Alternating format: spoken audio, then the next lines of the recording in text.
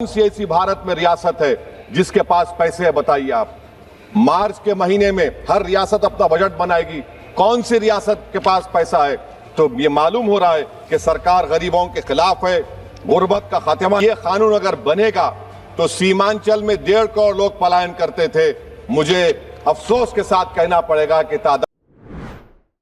असदुद्दीन ओवैसी जी। मोहतरम चेयरमैन साहब, जय भीम। सर यहाँ नहीं रहा है। जय जवाहर। सर बहुत शुक्रिया सर, आपने मुझे एक अहम बिल पर बोलने का मौका दिया।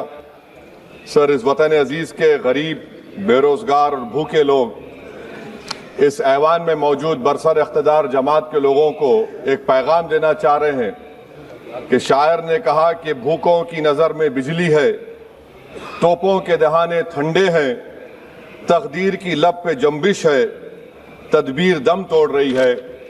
सर इस तरह का एक कानून बनाने की कोशिश की जा रही है जिससे गरीबों को फ़ायदा होता था। आज वो कानून जो डिमांड ड्रिवन गारंटी था, इसको हुकूमत बदल कर एक मरकजी माविन स्कीम के तौर पर नाफिज करना चाहती है। सर जब तक किसी पंचायत को नोटिफाई नहीं किया जाएगा, उस पंचायत में काम नहीं होगा। हुकूमत की ये पॉलिसी हमेशा ये रही है कि हर इख्तियार को हासिल करना चाहते हैं और एक डिक्टेटर की तरह वो हुकूमत को चलाना चाहते हैं। सर आप बताइए, मरकजी हुकूमत ये कैसे फैसला करेगी कि एक डिमांड ड्रिवन गारंटी को आप रियासत को बोलेंगे नॉर्मेटिव एलोकेशन कर दिया जाएगा, और अगर कोई रियासत उससे ज़्यादा अखराजात करती है तो फिर उनको उसका बोझ उठाना पड़ेगा। मुतालिबा पर मबनी गारंटी को एक सप्लाई डिमांड प्रोग्राम पे तब्दील किया जा रहा है। सर साल में 60 दिन ब्लैकआउट होगा, किसी को काम नहीं मिलेगा।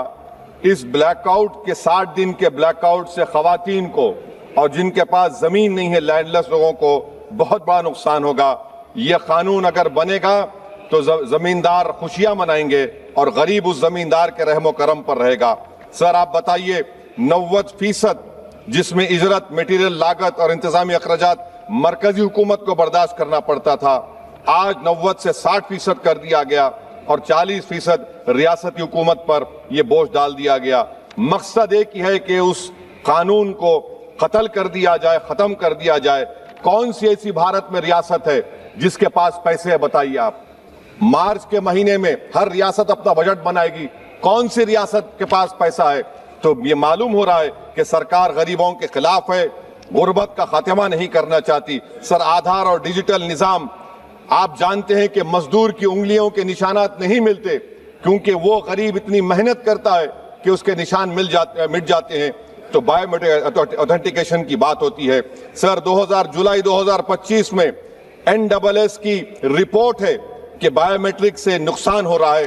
तो सर मैं इस स्कीम के और इस कानून के खिलाफ हूं और मैं अपनी बात को खत्म करता हूं कि किसी शायर ने अच्छा कहा था कि जिस खेत से देखान को मैसर ना हो रोसी, इस खेत के गोशे गंदम को जला दो।